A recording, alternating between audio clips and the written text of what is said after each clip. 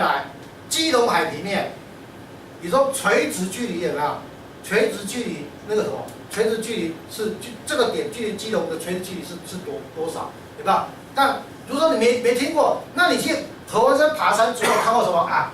什么崖头，什么标高，等等等等啊？标高多少是怎样？是指距离基隆海平面垂直高度是多高 ？OK， 好啊。那当然了，我们台湾这边用公制，所以它都是标公尺，啊，标公尺，这是所谓的标高，啊，标高。那当然，每一个机场里面它都会有它的标高写在那一边，啊，你不用去记它，这个我们大概也知道概念了。为什么要有概念？因为未来我们在做维修，你可能要做飞机维修飞机仪表的时候，你就要去看这些东西，啊，看这些东西，啊，所以说我们要有概念说，哦，我们那个标准海平面是在这一边。OK， 好，那接下来我们讲那个那个大致呢有3样东西会平衡，好，3样东西会平衡，哎，那第一个是什么？是温度平衡，好，温度平衡来讲话呢，就是温度这东西很好玩哈，很好玩，好，这个写阿里亚扎，你先不要管它，我们现在来看后面这一段。冷水跟热水混合的时候是怎样？热水是放出热量，冷水是吸收热量。好，那温度的那个这个热量的单位是卡，哈，这是大家都晓得。那也都是1卡是等于多少？是1公升的纯水升高的那个升高那个什么那个升高或降低来讲的话，降低1cc来讲的话，那种它所需要吸收或释放的那个热量哦。各位知不知道？冷水加到热水的时候是吸热还是放热？吸热，对。那热水变成冷水的话就是放热，啊，这是冷气机的原理。所以冷气机有个什么？冷凝器跟那个挥发器。冷凝器是干嘛用的？冷凝器干嘛用的？好了，我们不要讲那么复杂，冷气可能有些搞不清楚。我先问各位啊，下雨的时候比较冷，啊，下雨的时候比较凉，还是下雨过后比较凉？下雨过后比较凉，对吧？很明显会比较凉，对吧？为什么？因为雨水在地面上，它要不要挥发？挥发了它就会吸热，啊，会吸热，会觉得哦，下雨过后好凉哦，对吧？但是下雨的当时会觉得热还是热？为什么？因为那是水它的什么？它那个什么，就是开始去放热出来，啊，放热出来。我们有这个概念哦，因为流体都一样，气体或是液体，它们都是一样的道理，啊，一样的道理。为什么你知道吗？这后面就现在先各位讲这东西，就是说，哎，变水蒸气还有变水的时候，好，它的是吸热还是放热？这我们有大概念哦。我下个礼拜跟各位讲引擎的时候才知道啊，老师，原来我们的飞机的空调是这样来的，有吧？其实事实上飞机空调是利用这个原理，啊，就是吸热放热，吸热放热，吸热放热。冷气也是这个，也吸热放热。所以说我一开始不是提吗？为什么飞机上面没有装一个冷气机？啊，它不需要啊，不需要。为什么不需要啊？其实没什么神奇，为什么？因为让你们知道以后，你觉得啊，老师这没什么好神奇的。事实上，修飞机本来没什么神奇，神奇在哪里？你知道吗？你要找到资料在哪，或是你要知道说哦，它是什么。未来，因为修飞机，事实上修飞机厉害不在拆装东西，在哪里？你知道吗？拆什么？懂不懂？拆什么才是比较高阶的？你听到说很多维修人员能够出国比赛，到国外去工作，就是因为他知道要拆什么，而不是说是要如何拆。就是工程师知道要拆什么嘛，工人才知道说要如何拆嘛，是吗？啊，所以说，那当然我先跟各位讲，是跟各位讲工程师的 level。为什么？因为我也希望说各位有一天。在走维修这一段来讲啊，走个3年5年，对不对？哎，那什么3年5年过后干嘛的？哎，3年5年过后，各位出口披萨到大陆哪边去，对不对？哎，不要忘记啊，住豪宅之后不要去请我去喝杯咖啡，啊不，我不喝咖啡，哎，喝杯水就好，好不好？啊，或者是说你买台法拉利的时候，不要那个什么留个位置给我，哎，我去便利商店那花10块钱买个报纸坐在后面爽一下，啊 ，OK， 好。在航空里面来讲的话呢，我们有一个最简单的运用实例就是干嘛？就是所谓的热交换。为什么热交换？各位，前面不是讲了吗？其实我前面后面讲的东西都有连贯性的哈。我前面不是讲吗？飞机高空是不是飞得越高，空气越低，对吧？说可能有到多少？零下40几度，零下60几度。各位，你们可能没有想象零下40几度到零下60几度是什么样子，对吧？我告诉你好不好？你相信尿不尿？哎，就是一个冰柱。这尿还干嘛？不是冲马桶，是把翘来讲啊，也在讲。相对的，我问各位一个问题，你知道飞机上面都会有油嘛？有什么油？有机油嘛？啊，有要烧的煤油嘛？对吧？那这些液体在零下40几度、50几度、60几度，会不会结冰？会啊，因为它是液体，它会结冰的。那如果让它不结冰，就是靠热交换。什么叫热交换？它就是用什么？飞机的引擎的那机油不是热的吗？去把那个飞机的燃油给它交换，它就不会结冰嘛，不是吗？好，不是这样啊。这是所谓热交换，这是什么？这是冷水混热水的原理，懂吗？啊，冷水混。好，我们再回头来，热水是放热还是吸热？放热。冷水是吸热还是放热？吸热，对吧？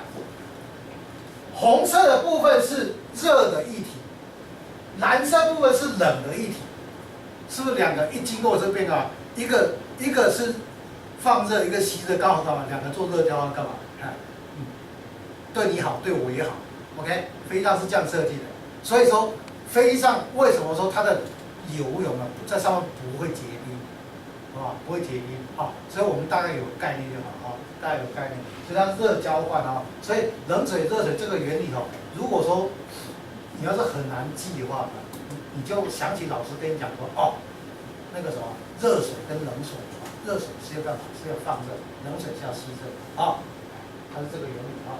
好，那温度呢？它在飞上可以做哪些事情呢？那第一个是它利用热胀冷缩来控制它里面飞机里面很多东西的流量跟压力流量跟压力。各位知不知道有很多物体它会热胀冷缩？我上次不是讲吗？那个地球不是圆的，为什么？因为它看天气，对不对？有时候这样，有时候这样，对不对？那相对的，因为它会利用热胀冷缩原理去控制它的东西的一个流量跟压力，这我们知道就可以了，这不会考，但是我们要有概念，好不好？那第二个，它的温度可以干嘛？可以去做保护装置。什么叫保护装置？就是比如火警的装置那火警装置，因为火警装置它是一个保护装置各位，飞机一旦着火的时候没有救，为什么？因为空中就只有你们这些人，好不好？任何一个飞机只要着火的时候都没有救，所以相对飞机对火源控制的很严格，很严格。但是你们很难想象，是民国82年，就是1993年的时候，我在第一次出国坐了华航的飞机。你知道各位以前华航飞机那个飞机后面都有一个国旗，你知道吗？早期的飞机华航的组装飞机后面有国旗。你知道那个背着国旗，拿着中华民国护照出去国外留学是多屌的一件事情真的，我不骗你。以前我在美国那段时间一段时间我都会到机场去看一下我们华航的飞机，看国旗，因为那时候美国对我们不是很友善，对台湾不是很友善，所以在美国看不到台湾的国旗。全美国我全美国可以有看到有公开挂台湾国旗的，就是在德州，因为德州对我们台湾很好。你知道德州为什么对我们台湾很好？你知道我们国防部买了多少德州的装备吗？有人笑对吧？买多少德军装备知道吗？那个 F-16哪里做的？洛克希德马丁，它工厂在哪里？那我们那个眼镜蛇有没有？眼镜蛇直升机你知道吗？不是阿帕奇不是那个小铁道这样，眼镜蛇直升机对吧？它是贝尔公司做的，贝尔公司在哪？所以德州这个德州这个州对我们台湾很友善，所以只有那个地方可以看到台湾国旗，其他地方看不到台湾国旗。你要看到台湾国旗，只有再来看。其去机场去看华航的飞机，华航飞机上面就有国旗，所以早期这国旗对我们留学生来是相当重要的。那跟我们讲题外话。好，那另外一方面，它的温度可以做来做指示系统，这是做它的仪表指示哈。哎，所以说我说嘛哦，你说老师，我上到现在是，我决定放弃，为什么？我发觉航务文就好像物理要很强。我告诉你各位，我的物理是最烂的，好不好？我物理以前在学校我是最烂的。为什么？我是到航空公司做维修后，我才懂得说哦，原来是什么？因为这是基本的物理啊，我们自己知道就好。那至于怎么控制有没有？因为后面我们上课程的时候，你们才有概念说哦，老师曾经讲过这一些啊。那相对的，老师的那个PowerPoint也是放给你们，那时候就是说，哎，你们后面上就哪里想不通了，看看以前PowerPoint啊，这就很清楚啊。好，另外是压力平衡啊。压力平衡来讲话呢，好，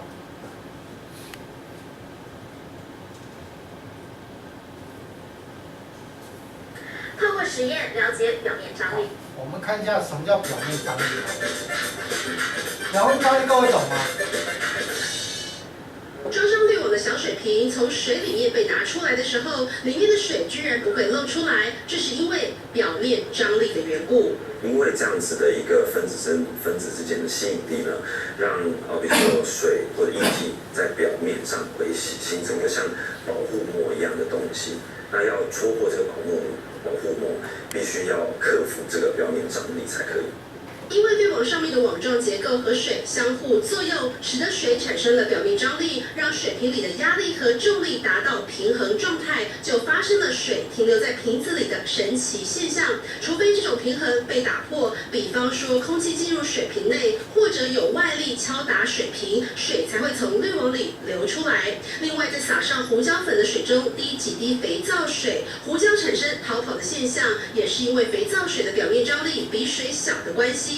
生活中也时常见到表面张力的现象。颗粒式的饲料，它不会沉下去，它会向外扩散，这个就是表面张力的一个现象。它的角跟这个水面的接触面形成一个膜，那这个膜因为它的身体力量很轻，所以没有办法戳破这个水的表面，所以它可以在表面上面跳跃。在家里的时候，不妨试着动手做实验，感受表面张力现象带来的乐趣。TVB 新闻综合报道。好，你说老师，你讲了那么多，那到底是那什么？这片子是很精彩，到底什么叫压力平衡？好，很简单，我们生活里面看得到，就是我问你一个问题：当你们那个谁小朋友要喝养乐多的时候，你是要打一个洞还是打两个洞？这样，为什么打两个洞？打一个洞的小朋友怎么吸都吸不上来，对吧？对吧？为什么？因为就是一个压力平衡的关系，所以他没有吸上。所以说你要怎样？另外再打一个洞，干嘛？小朋友才吸得到，对吧？我4岁我只一口气我是一袋大，所以我都知道养乐多要打两个洞，因为我曾经打过一个洞。好，你说老师，那你讲了那么多，到底什么是压力平衡？再讲一个最简单的例子，那个医院里面那个护士小姐给你打点滴有没有？不要跟你打点滴，跟我打好了，我比较老啊。那打点滴的时候，你看他是只有戳一根针上去就给你打上去了吗？那点滴会不会下来？不会下来哦。为什么不会下来？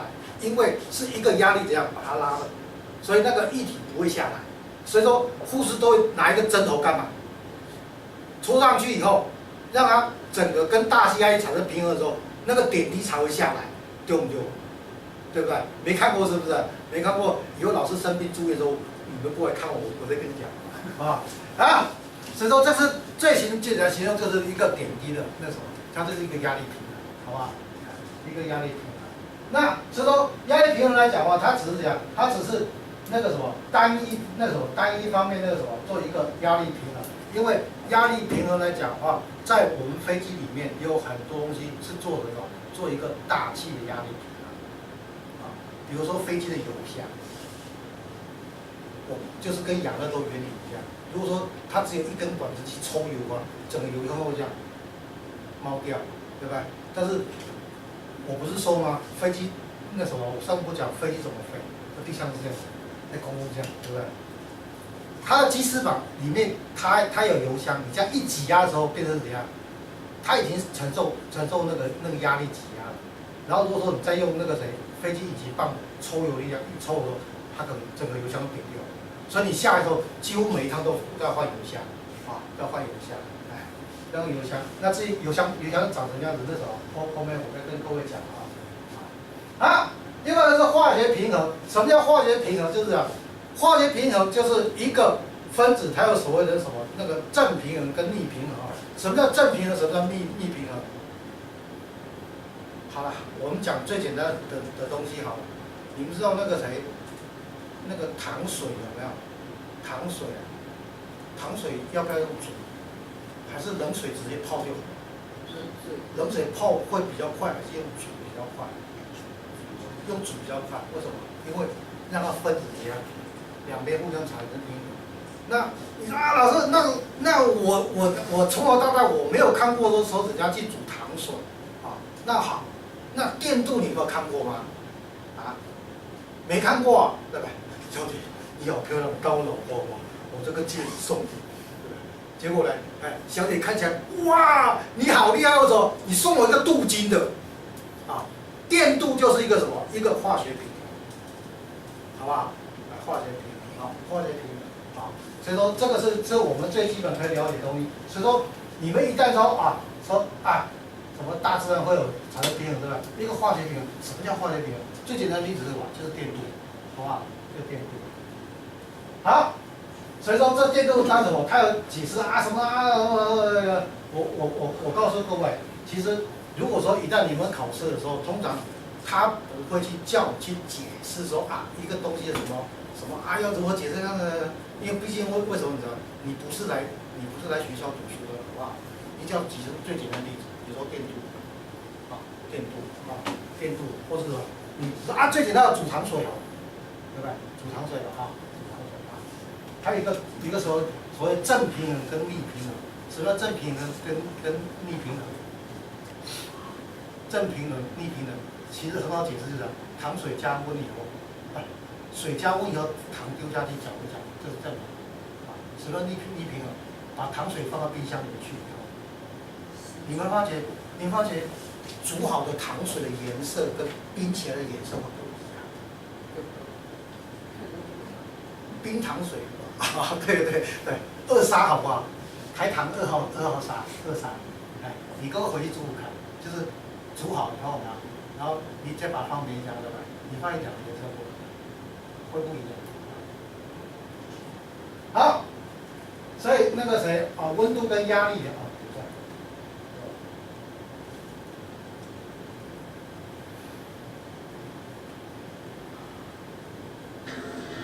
啊，好。这个我林来峰它这个是有版权的，那个谁，我们大家去参考去看他是怎么说的啊？改变温度会影响化学平衡，在室温时，煮糖水各位知道吗？4氧化二氮与2氧化氮的混合气体放置于固定的容器中，容器中呈现稳定的红棕色，表示达到可逆平衡。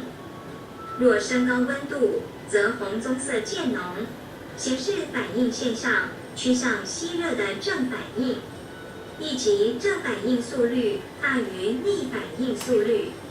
当降低温度，则红棕色渐淡，显示反应现象趋向放热的逆反应，亦即逆反应速率大于正反应速率。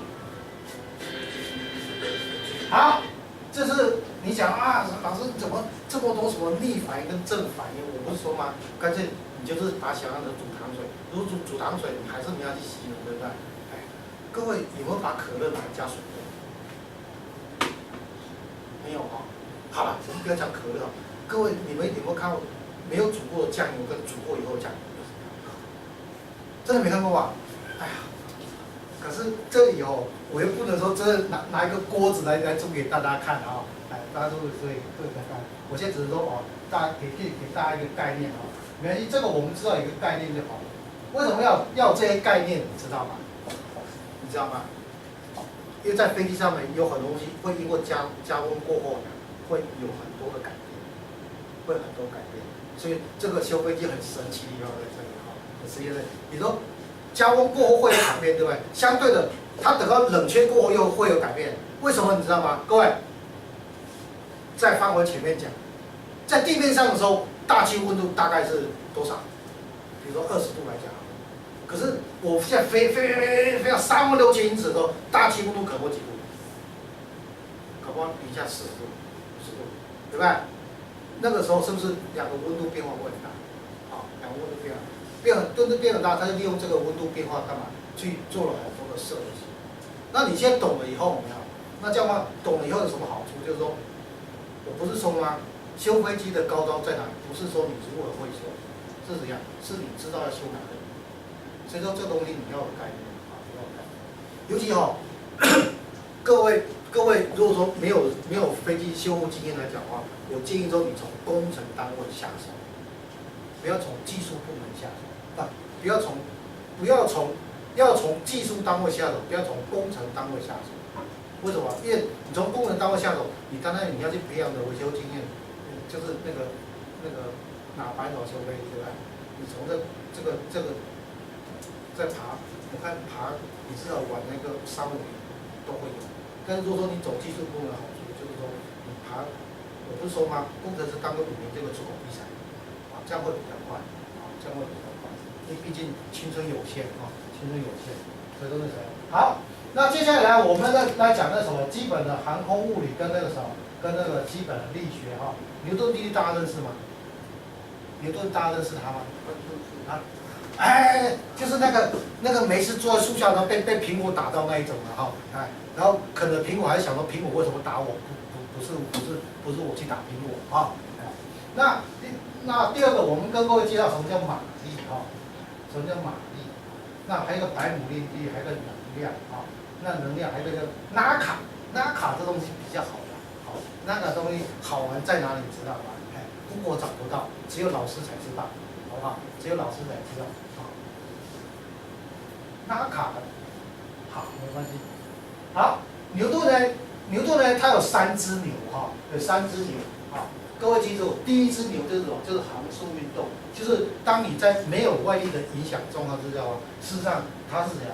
它是静者恒静，动者恒动。你说老师不可能，为什么呢？我现在踢了皮球以后，再过2分钟它就停下来。它停下来是因为谁阻止它停下来？摩擦力。啊，好，其实事实上有很多力，有摩擦力，有地心引力，还有一个什么东西？空气的阻力。啊，空气阻力。所以事实上它是静者恒动，静者恒静，动者恒动啊。因为以前有很多学生跟我吵这个问题。啊，老师不可能！我说为什么？因为我保要停，丢出去之后它还是会停止。为什么停止？因为我说嘛，要排除外力。啊，也就是说，我们现在如果在太空里面你们看那个老美那个编那个什么那个神奇的那个太空故事，你看是不是一个东西丢下去它就这样，嘘，就一手是吧？啊，所以说牛顿相当优秀啊，相当优秀。我不知道他是什么大学毕业的。好，那第二个来讲的话是所谓加速度啊，没有嘛，我不是说吗？对，当老师很可怜，除了要会教人家，还要会跑龙套，还要讲笑话啊。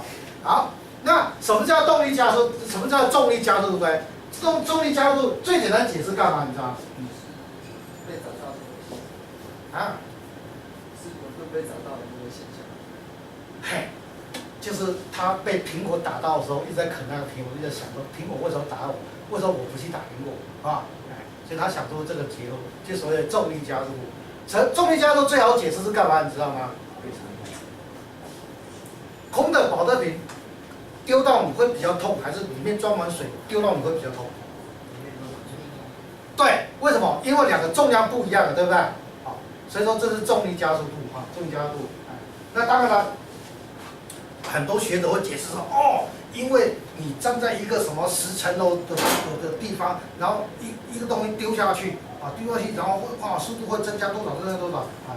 我们一个清楚概念讲，只要是重量不一样的时候，基本上它的速度就会不一样，啊，这个速度不一样。好，第三个来讲是反作用力，反作用力比较搞不清楚。反作用力是学术上的讲法叫做，当你施加于一力在一个物体，就是当你施加一个力在一个物体上的时候，物体会提供同样的反力给你，懂不懂？所以我的脑袋去撞墙壁的时候才会痛，懂不懂？但是我的脑袋去撞纸的时候，为什么不会痛？纸会破掉，因为它没办法提供一个什么东西相对的反作用力给我，所以说它纸会破掉。这是为什么说我们在3楼的时候老是不会掉到1楼？为什么不会掉到1楼？因为3楼地板同样提供一样大小的反力把我撑着。这个叫做回到原先那种大气压力，不是讲说什么我们身体有个负压吗？这是一样道理，这是反作用力。所以说，当你施加一力的时候，会在不同方向的地方会提供一个相同的反力给你，反作用力。所以说后面我再跟各位解释比较轻松的东西，就是说那飞机事实上不是你想说它真的是直飞，它不是直飞机，你知道吗？不是直飞。所以其实如果说早期我觉得早期飞行员很厉害，你知道为什么厉害？因为他没有电脑控制装置，他用纯手工控制的时候，你发现其实你们没有飞过那个传统的飞机就是没有任何电脑，没有那种那个超级难飞的，超级难飞的你真的现在飞行好当，为什么？因为都是电脑。像我上次不是讲，飞上有2台电脑需要28天的时候校正一次，对吧？对吧？你看它为什么校正？因为它会就是歪的，它会自动去校正自动校正。所以说，其实传统飞机真的超级难飞。我以前在美国，我有飞过，我飞过那超级那传统飞机真的是飞起来，你晓得吗？你要直飞都不容易，你知道为什么吗？因为各位知道那个火轮片这样子走对吧？你知道它飞会这样是这样子跑的，它不是直走它是这样子跑的，对吧？那各位知道，那飞机它一定要有弓角，机翅膀要有弓角才能够产生升力嘛。那知道它是这样子飞的，你知道吗？所以说你要维持在一个直的平的飞行是上不容易。所以航空师飞行员考试里面有一个科目，就是你如果说没有飞行过的，它有一个科目就教你如何去用的定性让它平直飞行，不容易。平直飞行是真不容易开飞机不是我们想的那么简单好，所以说这是3只牛这3只牛每一家航空师必考，为什么必考？因为这3只牛，我们在航空维修里面来讲的话，奇怪，你修飞机的一天，它是跟着你；不修飞机，它还是跟着你。为什么？因为我们生活上事实上也有很多这种东西好，那我们接着讲1马力马力它是一个功率的单位，不是力的单位所以说那功率的意思是怎样？就是你在一个时间里面做完的功那我先跟各位讲功这东西功这东西。好，我在1楼的时候拿着这个矿泉水，从1楼爬楼梯，爬到3楼，放在这边，我做了一个功 ，OK， 做了一个功，懂吗？不懂？功懂吗？不懂。好了，既然不懂没关系啦。比如说我和这位同学，我们2个从1楼抬着一瓶矿泉水，做那种从1楼抬到3楼，就是做了一个功。听懂吗？听懂吗？好。那功率，我跟你讲有一家航空公司叫国手泰，它就是考这一题，哪一题？功跟功率的差别在哪里？功跟功率，率是比率的功率，功率功跟功率差别在哪里？功我不是讲吗？我把一瓶矿泉水从1楼抬到3楼，我就已经做完功了，对不对？有没有限时间？没有限时间，对吧？也就是说，我星期一开始从1楼开始抬这瓶矿泉水，抬，我抬到礼拜天才抬到3楼 ，OK 吗？我也是做工做完了，不是吗？因为我老头子嘛，我慢慢搬不行嘛。好，再加上时间，比如说我从1楼台平矿泉水到3楼，花了1个小时，就是什么？我的功率。花了1个小时就是再加一个时间，就是我的功率，懂不懂？也就是说怎样子啊？他20岁，我50岁，对吧？他从1楼台平矿泉水到3楼只花了3分钟，我从1楼抬到3楼花了2个小时，所以他的功率比较好，还是我的功率比较好？所以说各位基本上来讲的话哈，这个